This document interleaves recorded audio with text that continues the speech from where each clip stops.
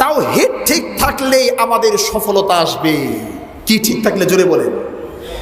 আপনার তাওহীদ যদি ঠিক থাকে, আপনাকে নেতৃত্ব নিয়ে চিন্তা করতে হবে না, রাজত্ব নিয়ে চিন্তা করতে হবে না। তাওহীদ ঠিক না করে, ঈমানকে ঠিক না করে নেতৃত্বের পিছনে দৌড়ানো এটা সালাফে সালেহিনদের আদর্শ নয়। কারণ তাওহীদকে ঠিক করাই হলো আমাদের প্রথম টার্গেট।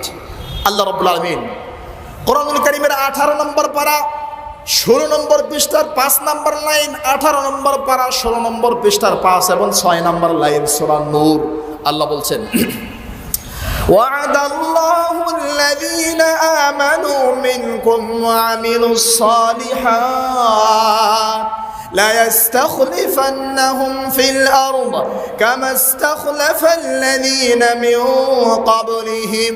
আল্লাহ ওয়াদা করেছেন এই দুনিয়ার নেতৃত্ব আল্লাহ তোমাদেরকে দিবেন, এই দুনিয়ার নেতৃত্ব তোমরা পাবে, আল্লাহ ওয়াদা করেছেন। তবে শর্ত করে দিয়েছেন, ইয়াবুদুনানি, একমাত্র আমার তাওহীদকে স্বীকার করতে হবে, আমার তাওহীদের বাস্তবায়ন করতে হবে, আমার তাওহীদের দাওয়াত দিতে হবে, তাহলে এই দুনিয়ার নেতৃত্ব তোমাদের কাছে চলে আসবে। আল্লাহু আকবার।